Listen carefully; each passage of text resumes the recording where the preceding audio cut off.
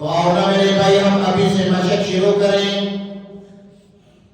اپنی عادتوں کو بدلنا شروع کریں، اپنا جو ہے وہ زندگی کا ٹائم ٹیبل بنائیں، اپنے زندگی کے رخ کو صحیح کریں تاکہ اللہ کی طرف سے آنے والی رحمتوں کو ہمارا دل قبول کر سکے۔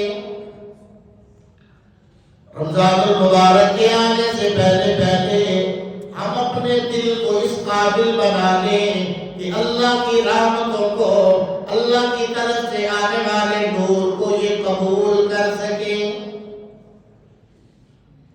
آج ہمیں عبادات سے نفرت ہے، نیکی کے کاموں سے وحشت ہے، دین سے وحشت ہے، دین سے دوری پیدا ہو گئی، دین کا نام سننے کو بھی تیار نہیں۔ یہ ہمارا دل ویران ہو گیا، یہ دل کی ویرانی کی علامت ہے، یہ دل کے سختی کی علامت ہے، یہ دل کے اندر اللہ تعالیٰ کی طرف سے جو دوری پیدا ہو گئی، آؤ اس کو دور کرنے کی ابھی سے کوشش جاری کریں، ابھی سے عادت بنائیں، اپنی عادتوں کو بدلیں تاکہ ہماری یہ عادتیں آگے چل کر عبادت بن جائیں۔ اس لیے نبی پاک صلی اللہ علیہ وسلم نے فرمایا کہ جب بچہ 7 سال کا ہو جائے اس کو نماز کی ترغیب دو، اس کو نماز کے لیے لایا کرو۔ یہ کیوں؟ تاکہ بالغ ہونے تک اس کی عادتیں بن جائیں اللہ کی بارگاہ میں آنے کی، نماز کی عادت بن جائے، عبادت کا شوق اس کے اندر پیدا ہو جائے۔ فرمایا جب بچہ 10 سال کا ہو جائے اس کو نماز کا حکم کرو، اگر وہ نہ آئے تو اس کی پٹائی کرو۔ حالانکہ اللہ کے احکامات تو بالغ ہونے کے بعد لاگو ہوتے ہیں، اللہ کا حکم تو متوجہ ہوتا ہے بالغ ہونے کے بعد، اللہ کی طرف سے اس پر جو ہے وہ سزا اور جزا کا فیصلہ بالغ ہونے کے بعد ہے۔ لیکن حدیث میں رسول پاک صلی اللہ علیہ وسلم فرما رہے ہیں کہ بچہ 7 سال کا ہو جائے اس کو نماز کی ترغیب دو، 10 سال کا ہو جائے نماز نہ پڑھنے پر تھوڑی سی سختی کرو۔ یہ کیوں؟ تاکہ اس بچے کی عادت بن جائے۔ تو اس لیے آؤ نا میرے بھائی، نبی پاک صلی اللہ علیہ وسلم اس دعا کے ذریعے ہمیں بھی یہی تعلیم دینا چاہتے ہیں کہ ہم ابھی سے اللہ کی عبادت کی عادت ڈالنی شروع کر دیں، اپنی عادتوں کو بدلیں، اپنے رویوں کو بدلیں، اپنے اوقات کو صحیح معنوں میں ترتیب دے کر اللہ کی طرف متوجہ ہونے کی کوشش کریں۔ آج ہماری عادتیں گناہوں کی بن گئی، آج ہماری عادتیں گناہوں کی عادی ہو گئی، آج ہمارا مزاج اللہ کی نافرمانی کی طرف تو چلتا ہے، اللہ کی فرما برداری کی طرف آنے کو طبیعت تیار نہیں۔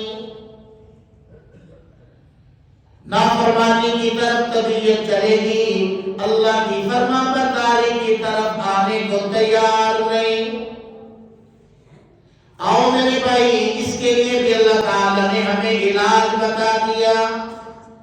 فرمایا یا ایھا الذین آمنوا اتقوا اللہ وکونوا مع الصادقین۔ اے میرے بندو، تقوی والی لین کو اختیار کرو، میری نافرمانیوں سے بچنا شروع کر دو، میرے نیک بندوں کی صحبت میں جایا کرو،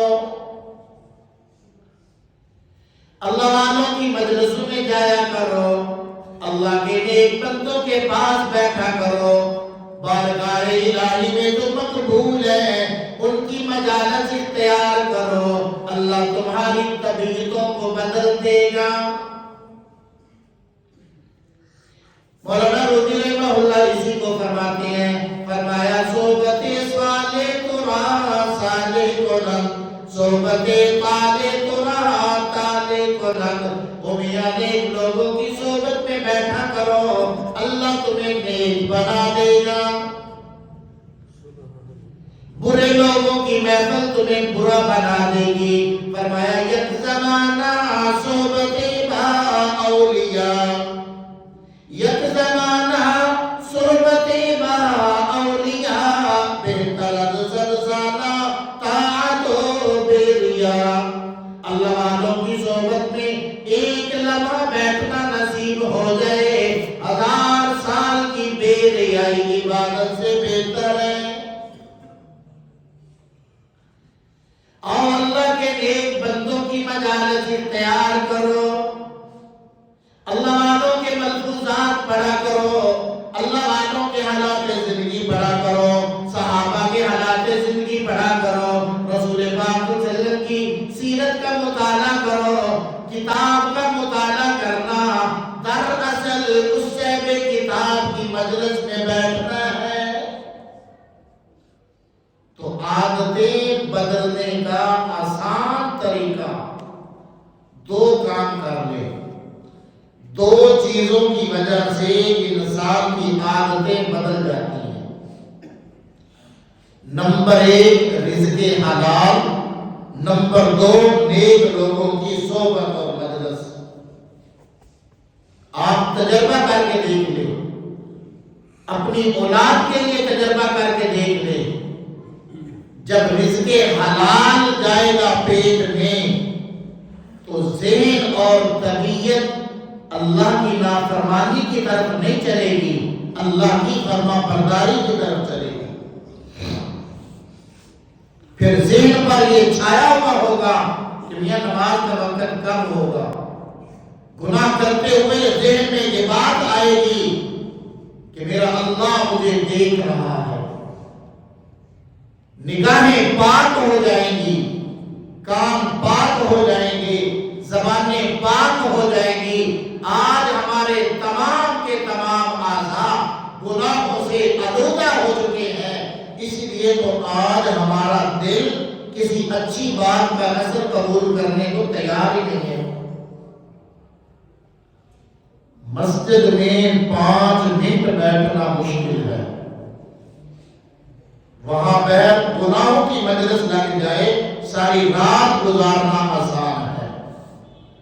عبداللہ ابن مبارک رحمہ اللہ، ابتدائی دور ہے، ابھی وہ اللہ والے نہیں بنے، ابھی وہ دین کی لین کی طرف نہیں آئے، نوجوانی کی زندگی ہے، آوارگی میں پڑے ہوئے ہیں، ایک لڑکی کی محبت میں گرفتار ہو گئے۔ اب اس سے ملاقات کا وقت مانگا، اس نے کہا رات کو ہمارے مکان کے پچھاڑے آ جانا، میں کھڑکی سے کود کر آؤں گی، آپ سے ملاقات کر لوں گی۔ عبداللہ ابن مبارک رحمہ اللہ تمام رات اس کے مکان کے پیچھے کھڑے رہے، نگاہیں کھڑکی کی طرف لگی ہوئی ہیں، رات کھڑے ہو کر گزار لی، نہ کھڑکی کھلی نہ وہ لڑکی آئی۔ ادھر صبح کو فجر کی اذانیں شروع ہو جاتی ہیں، عبداللہ ابن مبارک کو رات گزرنے کا احساس تک نہ ہوا۔ جب اذانوں کی آواز کانوں میں پڑتی ہے، فوراً جو ہے وہ ذہن کو جھٹکا لگا اور اپنے آپ کو مخاطب کر کے کہنے لگے، او ابن مبارک تجھے کیا ہو گیا؟ تمام رات ایک لڑکی کی محبت میں کھڑے ہو کر گزار دی، تجھے رات گزرنے کا احساس تک نہ ہوا؟ اور نہ میرے بھائی، آج ہمارے مزاج بھی ایسے بن گئے، عشق مجازی میں مبتلا ہو کر راتیں گزارنا آسان ہو گئی، پیسہ لٹانا آسان ہو گیا، ماں باپ کو جھٹکے دینا آسان بن گیا۔ آج عشق مجازی کے چکر میں ہم کہاں سے کہاں تک پہنچ گئے، اللہ کی محبت کے لیے ایک قدم بھی اٹھانے کو تیار نہیں۔ ابن مبارک کہنے لگے، او میاں ساری رات ایک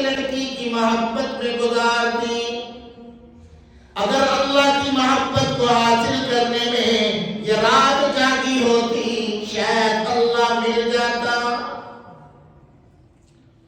اگر اس کو راضی کرنے کے لیے رات کو کھڑا ہو کر بیدار ہوتا شاید اللہ نصیب ہو جاتا۔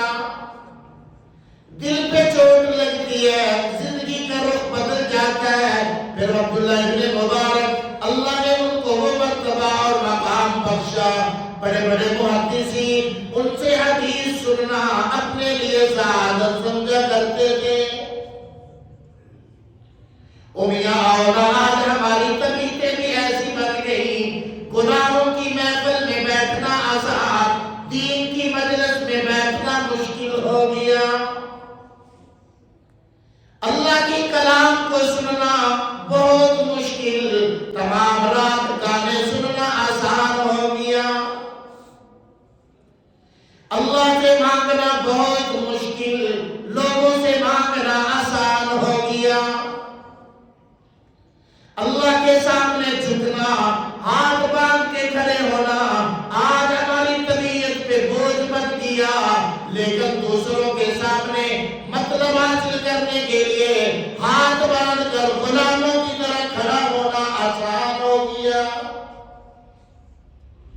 اور اگر ہم اپنی طبیعتیں بدلنا چاہتے ہیں، اپنا مزاج بدلنا چاہتے ہیں، رزق حلال کا اہتمام کرو، پھر رات کی تنہائی ہوگی، بستر پہ نیند نہ آئے گی، بلکہ دل یہ کہے گا امیاں اٹھ کر اللہ کے حضور گڑ گڑایا کر۔